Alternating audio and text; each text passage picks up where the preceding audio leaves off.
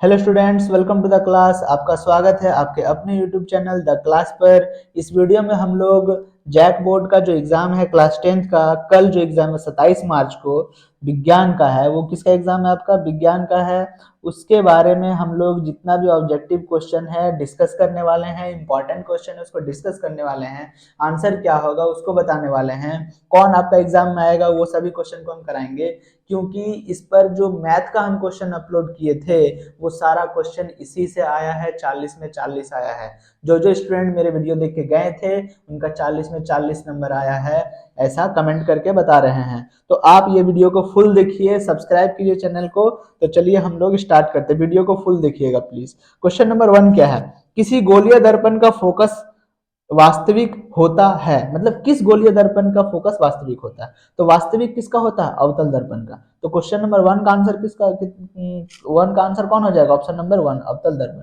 Question number 2 देखिए, motor गाड़ी में ड्राइवर जो है कि सामने में दर्पण लगा रहता है। देखिएगा जितना भी कार है एक सामने में दर्पण लगा होता है जो पीछे की ओर गाड़ी आने वाली गाड़ी को दिखाता है। वो उसमें कौन सा दर्पण लगा हुआ होता है? तो उसमें एक ऐसा दर्पण लगा होता है जो पीछे का बड़ा दृश्य को हमको दिखाए, ताकि पता चले कि कौन कौन सा गाड़ी आ रहा है पीछे से।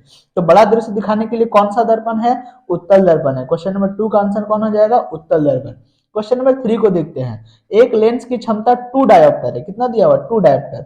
तो उसकी फोकस दूरी होगी। क्वेश्चन नंबर 3 देखिए, क्षमता दे दिया हुआ है, आपको फोकस दूरी निकालना है। तो फॉर्मूला क्या होता है? देखिए, तो फॉर्मूला होता है कि P बराबर 1/f, ये फॉर्मूला होता है आपका।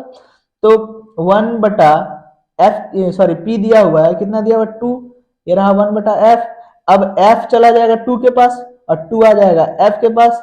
तो f बराबर आपका हो जाएगा 1/2। अब 1/2 को भागा देंगे तो कितना आएगा? 0.5। क्या आएगा जी? 0.5 आएगा। ठीक है, तो आंसर 0.5 कौन सा है? 3 का आंसर है ऑप्शन नंबर 4। देखिए 0.5। ठीक है, हो जाएगा ऑप्शन नंबर 4 0.50 मीटर। आगे बढ़ते हैं क्वेश्चन नंबर 4। गोलीय दर्पण में आवर्धन बराबर होता है। गोलीय दर्पण में आवर्धन बराबर क्या होता है? प्रतिबिंब की ऊंचाई बटा वस्तु की ऊंचाई, यानी कि ऑप्शन नंबर 3। क्वेश्चन नंबर 5, आंख में प्रवेश करने वाली प्रकाश की मात्रा को नियंत्रित करता है। हम लोग आंख में कितना लाइट अंदर जाएगा, कितना प्रकाश अंदर जाएगा, उसको नियंत्रित करने के लिए कौन है? तो उसको नियंत्रित करने के लिए पुतली है। याद रखिएगा, पुतली आंख में प्रवेश करने वाले प्रकाश की मात्रा को नियंत्रित करती है। क्वेश्चन नंबर 6, तारों का टिमटिमाना प्रकाश के किस घटना को दर्शाता है? तारे क्यों टिमटिमाते हैं? तारे प्रकाश के अपवर्तन के कारण टिमटिमाते हैं। तो क्वेश्चन नंबर 6 का आंसर हो जाएगा ऑप्शन नंबर 2, प्रकाश के अपवर्तन को दर्शाता है। क्वेश्चन नंबर 7, आकाश का रंग नीला होने के कारण है। आकाश का रंग नीला क्यों है? तो आकाश का रंग नीला इसलिए है क्योंकि लाइट जिसका प्रकीर्णन होता है ब्लू कलर है, यानी कि नीला कलर का परिकीर्णन सबसे ज्यादा होता है, इसलिए आकाश का रंग नीला है। आंसर कौन सा हो जाएगा? परिकीर्णन, ऑप्शन नंबर 3। आगे बढ़ते हैं क्वेश्चन नंबर 8 की ओर। देखिए क्वेश्चन नंबर 8 क्या है? क्वेश्चन नंबर 8 कह रहा है कि विद्युत का एसआई मात्रक है। विद्युत का एसआई मात्रक इसको आप याद करना होगा, option number 1 ampere VVI question आएगा। क्वेश्चन नंबर 9, एक कूलम आवेश में कितने इलेक्ट्रॉन होते हैं? ये याद कर लीजिएगा, वीवीआई क्वेश्चन है। क्वेश्चन नंबर 9 का आंसर हो जाएगा option number 1 6 × 10⁻18 electron. Question number 10 देखिए, किसी बल्ब से 1 मिनट में 120 कूलम आवेश प्रवाहित हो रहा है। तो विद्युत धारा का मान है, विद्युत धारा आपको निकालना है। आपको आवेश दिया हुआ है, आपको समय दिया हुआ है। तो धारा बराबर क्या फॉर्मूला आता है? देखिए, तो आई बराबर फॉर्मूला होता है आपका Q/T, है ना। तो Q कितना दिया हुआ है? 120, और T यानी टाइम कितना दिया हुआ है? 1 मिनट। 1 मिनट में कितना सेकंड होता है? 60। 60 से भागा लगाएंगे 120 को तो कितना आंसर आ जाएगा? 2। तो इसका आंसर कौन सा होगा? 2 एम्पियर, यानी कि ऑप्शन नंबर 2 देखिए 2 एम्पियर है। हो जाएगा आंसर ऑप्शन नंबर 2 2 एम्पियर। आगे बढ़ते हैं क्वेश्चन नंबर 11, किसी बल्ब से 220 वोल्ट पर 2 एम्पियर की धारा प्रवाहित होती है तो फिलामेंट का प्रतिरोध होगा। बल्ब से कितना एम्पियर का धारा प्रवाहित हो रहा है? 2 एम्पियर। और ये बल्ब कितने विभवांतर के बीच जोड़ा गया? 220 वोल्ट के विभवांतर के बीच जोड़ा गया। हमको क्या निकालना है? प्रतिरोध। तो चलिए निकालते हैं प्रतिरोध। प्रतिरोध को किससे डिनोट करते हैं? आर से। तो आर बराबर क्या फॉर्मूला होता है? आर बराबर फॉर्मूला होता है V/I। ये आपका आर बराबर फॉर्मूला है। तो V कितना दिया हुआ है? तो V दिया हुआ है आपका 220। चलिए 220 बटा आई कितना दिया हुआ, आई दिया हुआ 2 एम्पियर। 2 से जब भाग लगाएंगे तो कितना आंसर आ जाएगा, 2 एकम 2, 2 एकम 2 0, 110। तो आंसर देखिए 110 ओम कहां पर है, तो ऑप्शन नंबर 2 है 110 ओम। तो क्वेश्चन नंबर 11 का आंसर हो जाएगा ऑप्शन नंबर 2 110 ओम। क्वेश्चन नंबर 12 को देखते हैं। चुंबकों के सजातीय ध्रुव में परस्पर होता है, सजातीय मतलब एक ही जात का ध्रुव, यानी कि दक्षिणी दक्षिणी ध्रुव, उत्तरी उत्तरी ध्रुव। अगर दोनों ध्रुव को एक साथ ला दे, दक्षिण दक्षिण को एक साथ ला दे, तो एक दूसरे को क्या करेंगे, विकर्षित प्रतिकर्षित धकेलेंगे, मतलब आकर्षण नहीं करेंगे, प्रतिकर्षित करेंगे। तो क्वेश्चन नंबर 12 का क्या हो जाएगा, option number 1 is the correct answer. Question number 13, लघु पतन की क्रिया में विद्युत धारा का मान हो जाता है। जब भी लघु पतन होता है तो कोई परिवर्तन नहीं होता। क्वेश्चन नंबर 14, जेडएनओ प्लस सी एरो जेडएन प्लस सीओ में किसका उपचयन होता है। जरा इस क्वेश्चन को ध्यान से देखिए, उपचयन किसका हो रहा है। चलिए हम बता दें उपचयन कैसे निकालेंगे। ये उपचयन किसको कहते हैं, अगर किसी तत्व से ऑक्सीजन हट जा रहा है या फिर हाइड्रोजन आकर उस पर जुड़ जा रहा है, तो दोनों केस में उपचयन होता है। तो यहाँ देखिए इधर क्या है, जेडएनओ, ठीक है, जेडएनओ है। अब ये जेडएनओ एरो को उधर क्या बन गया, जेडएन बन गया। तो क्या दिख रहा है आपको, ऑक्सीजन पहले था, ऑक्सीजन हट गया। तो अगर ऑक्सीजन हटा तो उसका क्या हुआ, उपचयन हुआ। तो उपचयन किसका हुआ, जेडएन का हुआ है। Option number 1 is the correct answer, Z N का उपचयन हुआ है। ठीक है, चलिए आगे बढ़ते हैं क्वेश्चन नंबर 15 की ओर। जल के विद्युत विच्छेदन से ऋण इलेक्ट्रोड पर कौन सी गैस एकत्रित होती है। ऋण इलेक्ट्रोड पर वही गैस एकत्रित होगा जिसको इलेक्ट्रॉन चाहिए। तो जल में कौन कौन सा तत्व होता है, हाइड्रोजन होता है और ऑक्सीजन होता है। इलेक्ट्रॉन किसको चाहिए, हाइड्रोजन को चाहिए। तो हाइड्रोजन ही कहाँ एकत्रित होगा, ऋण इलेक्ट्रोड पर। तो आंसर होगा 15 का option number 1 hydrogen. Question number 16, अपचयन अभिक्रिया में हाइड्रोजन का ह्रास होता है। अपचयन किसे कहते हैं, हम अभी बताएं, या तो ऑक्सीजन का निकलना या हाइड्रोजन का जुड़ना। तो यहाँ देखिए ऑप्शन नंबर 1 नहीं होगा, नाइट्रोजन का ह्रास नहीं होगा। ऑप्शन नंबर 3 ऑक्सीजन का ह्रास होता है। तो 16 का आंसर होगा ऑप्शन नंबर 3। शरीर की अम्लता को दूर करने के लिए उपयोग करते हैं।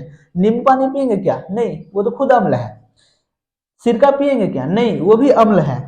बेकिंग सोडा का विलयन पियेंगे क्या, हाँ, क्योंकि बेकिंग सोडा क्या है, क्षारक है। इसका आंसर हो जाएगा ऑप्शन नंबर 3। क्वेश्चन नंबर 18, एक विलयन के पीएच का मान 7 है, वह विलयन है। तो ध्यान से सुनिए, जब भी किसी विलयन का मान 7 से कम होगा तो वो अम्ल होगा, 7 से ज्यादा होगा तो वो क्षारक होगा, और अगर 7 के बराबर है तो वो उदासीन होगा। यानी क्वेश्चन नंबर 18 का आंसर हो जाएगा ऑप्शन नंबर 3 उदासीन। आगे बढ़ते हैं क्वेश्चन नंबर 19 की ओर। देखिए क्वेश्चन नंबर 19 क्या कह रहा है, बेकिंग पाउडर मिश्रण है। बेकिंग पाउडर किसका किसका मिश्रण है। तो बेकिंग पाउडर आपका बेकिंग सोडा और टार्टरिक अम्ल का मिश्रण है। यानी क्वेश्चन नंबर 19 का आंसर हो जाएगा ऑप्शन नंबर 1। ध्यान से याद कर लीजिएगा, इंपॉर्टेंट क्वेश्चन है। क्वेश्चन नंबर 20, धातु जो स्वतंत्र अवस्था में पाई जाती है। वह धातु जो स्वतंत्र अवस्था मतलब वो कोई और तत्व उसके साथ जुड़ा हुआ नहीं रहता है। जैसे हम जमीन से खोदेंगे खदान तो उसमें से वही धातु हमको निकलेगा। तो वो कौन सा है, तो वो है आपका क्वेश्चन नंबर 20 का जो आंसर होगा वो होगा ऑप्शन नंबर 4, क्योंकि एयू, एयू क्या होता है, सोना। सोना हम लोग खोदेंगे तो हमको सोना ही मिलेगा, वो कोई और तत्व उससे मिला हुआ नहीं रहता। हम लोग अभी सब जान रहे, केजीएफ इतना फेमस मूवी है, उसमें वो खुदाई करता है तो क्या निकलता है, सोना ही निकलता है। क्या सोना के साथ और कोई धातु मिला हुआ रहता है, नहीं मिला हुआ रहता है। क्वेश्चन नंबर 21, अकीर्य तत्व है। अकीर्य तत्व हीलियम है। क्यों है, क्योंकि हीलियम जो है ना उसका सबसे बाहरी कक्षा में कितना इलेक्ट्रॉन है, 2 इलेक्ट्रॉन होता है, और 2 इलेक्ट्रॉन होने के कारण ये किसी से ना रिएक्शन करता है ना अभिक्रिया करता है। आगे देखते हैं क्वेश्चन नंबर 22, कांसा मिश्र धातु है। मतलब कांसा किस किस धातु से बना हुआ है, तो कॉपर और टीन से बना हुआ है, Cu+Sn, याद कर लीजिएगा। क्वेश्चन नंबर 23, एल्किन का सामान्य सूत्र है। हमने पहले ही वीडियो में बता चुका है कि एल्केन, एल्किन और एल्काइन तीनों का सूत्र याद कर लीजिएगा। इस पर एक और वीडियो मेरा बना हुआ, 2 वीडियो बना हुआ, दोनों आप देख लीजिएगा, ठीक है। तो एल्किन, एल्काइन का और एल्केन का तीनों का सूत्र याद कर लीजिएगा। इसमें एल्किन का पूछा है, ये होगा CnH2n, यानी कि ऑप्शन नंबर 2। आगे बढ़ते हैं क्वेश्चन नंबर 24 की ओर। क्वेश्चन नंबर 24 क्या है, निम्न में कौन सरलतम हाइड्रोकार्बन है। सरल ये नहीं आएगा क्वेश्चन। क्वेश्चन नंबर 24 को छोड़ दीजिए। क्वेश्चन नंबर 25, OH प्रक्रियात्मक समूह का नाम क्या है। जितना भी प्रक्रियात्मक समूह है सबका फॉर्मूला याद कर लीजिएगा, 6 है, 6 में से कोई एक आएगा। यहाँ पर OH का क्या नाम है, तो OH का नाम है अल्कोहल, यानी कि ऑप्शन नंबर 1। आगे बढ़ते हैं, आवर्त सारणी के उदग्र स्तंभ को क्या कहते हैं। यहाँ उदग्र बहुत ही शुद्ध हिंदी यूज किया गया हुआ। उदग्र का मतलब होता है जो सीधा सा सीधा जो स्तंभ होता है जिसको हम लोग वर्ग कहते हैं, है ना। तो क्वेश्चन नंबर 26 का आंसर क्या हो जाएगा, ग्रुप। ग्रुप यानी समूह। आगे बढ़ते क्वेश्चन नंबर 27, दीर्घ कहाँ पाए जाते हैं, वेरी वेरी इंपॉर्टेंट क्वेश्चन। दीर्घ छोटी आंत में पाए जाते हैं, याद कर लीजिएगा। श्वसन के दौरान कौन सी गैस निकलती है, श्वसन का मतलब होता है सांस लेना, नहीं, गलत जवाब। श्वसन का मतलब होता है जब हम लोग सांस लेते हैं तो ऑक्सीजन फेफड़ों से कहाँ जाते हैं, रक्त में, रक्त के द्वारा वो कहाँ जाता है, और कोशिका में, कोशिका में उसका क्या होता है ऑक्सीजन का, वो अभिक्रिया में भाग लेता है, क्या बनाने में, ऊर्जा बनाने में। ऊर्जा बनाने के साथ साथ एक और गैस बनता है, कौन सा गैस बनता है, वो है कार्बन डाइऑक्साइड। तो क्वेश्चन नंबर 28 का आंसर हो जाएगा 2, कार्बन डाइऑक्साइड। इसमें गलत जवाब दिया हुआ है, 3 दिया हुआ है। क्वेश्चन नंबर 29, लसिका का रंग होता है, लसिका का रंग कैसा होता है, हल्का पीला, याद कर लीजिएगा इसको। क्वेश्चन नंबर आगे बढ़ते हैं क्वेश्चन नंबर 30 की ओर। क्वेश्चन नंबर 30 क्या है, क्वेश्चन नंबर 30 कह रहा है कि अंतःस्रावी ग्रंथि जो सबसे छोटी है, ये आने लायक क्वेश्चन नहीं है, हालांकि फिर भी याद कर लीजिएगा, पिट्यूटरी ग्रंथि है ये, है ना, जो सबसे छोटी है। आगे क्वेश्चन नंबर 31, हाइड्रा में नहीं पाया जाता, हाइड्रा में क्या नहीं पाया जाता, मुख, मस्तिष्क, ये छोड़िए, ये इंपॉर्टेंट नहीं है। क्वेश्चन नंबर 32, किसी प्राकृतिक का बनना जनन की मूल घटना है, किस प्रतिकृति का बनना जनन की मूल घटना है, तो डीएनए, डीएनए ही है जिसका बनना क्या है, मूल घटना है। क्वेश्चन नंबर 32 का आंसर हो जाएगा ऑप्शन नंबर 1। क्वेश्चन नंबर 33, जनन संचरित होता है, जनन संचरित रोग है, मतलब जनन संचरित कौन सा रोग है, क्वेश्चन नंबर 4, ये सारा है जनन संचरित रोग, एड्स, सिफिलिस, है ना, गोनोरिया, ठीक है, ये तीनों का तीनों क्या है, जनन संचरित रोग। क्वेश्चन नंबर 34, मानव में ऑटोसोम की संख्या होती है, ऑटोसोम की संख्या कितनी होती है, 22 जोड़ी, याद कर लीजिएगा, ऑप्शन नंबर 1। वह कौन सा कारक है जो वंशागत लक्षणों का नियंत्रण करता है, तो वंशागत जो लक्षण होता है वो हमारे माता पिता से, दादा दादी से, या फिर नाना नानी से आते हैं, पूर्वज से आते हैं, तो उनको नियंत्रण कौन करता है, जीन नियंत्रण करता है। क्वेश्चन नंबर 35 का आंसर हो जाएगा ऑप्शन नंबर 3। वन परिस्थितिक तंत्र में हिरन होते हैं, जो हिरन होता है वो कौन सा कैटेगरी में आता है, मतलब उत्पादक है क्या, नहीं, हिरन उत्पादक नहीं है, घास जो पेड़ पौधा है ना वो उत्पादक है। प्राथमिक उपभोक्ता, हाँ, प्राथमिक उपभोक्ता, क्यों, क्योंकि जितना भी पेड़ पौधा है, घास है, उसको कौन खाता है, हिरन खाता है, तो प्राथमिक उपभोक्ता कौन हुआ, हिरन हुआ, तो ये होगा ऑप्शन नंबर 2। क्वेश्चन नंबर 37, बाघ किस पोषीय स्तर का उपभोक्ता है, बाघ किसको खाता है, हिरन को खाता है, तो इसका आंसर हो जाएगा ऑप्शन नंबर 3, तृतीय पोषीय स्तर का उपभोक्ता है। आगे बढ़ते हैं क्वेश्चन नंबर 38 की ओर, तो चलिए देखते हैं क्वेश्चन नंबर 38 क्या है। क्वेश्चन नंबर 38 कह रहा है, चिपको आंदोलन किसके नेतृत्व में प्रारंभ किया गया था, चिपको आंदोलन किसके नेतृत्व में हुआ था, तो ऑप्शन नंबर 1, अमृता देवी बिश्नोई, है ना। आगे बढ़ते क्वेश्चन नंबर 39, पवन में ऊर्जा होती है, पवन में कौन सी ऊर्जा होगी, पवन मोशन में रहता है, चलता है ना, चलता, सॉरी बोल रहे, बहती है, हवा बहती है, तो मोशन में जो भी होता है उसमें गतिज ऊर्जा होती है, यानी कि ऑप्शन नंबर 2।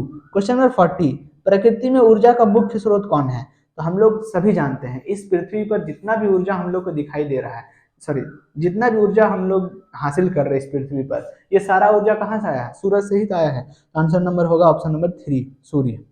तो इस वीडियो को लाइक कीजिए, शेयर कीजिए, क्योंकि इसी वीडियो पर आपको जितना भी इंपॉर्टेंट सब्जेक्टिव क्वेश्चन है, ऑब्जेक्टिव क्वेश्चन है, एग्जाम से रिलेटेड न्यूज़ है, 11 12 का आने वाले समय में आप अगर साइंस लेते हैं तो उसका जो वीडियो अवेलेबल होगा, सारा पढ़ाई फ्री में होगा, ठीक है, आप इस पर वीडियो देख सकते हैं।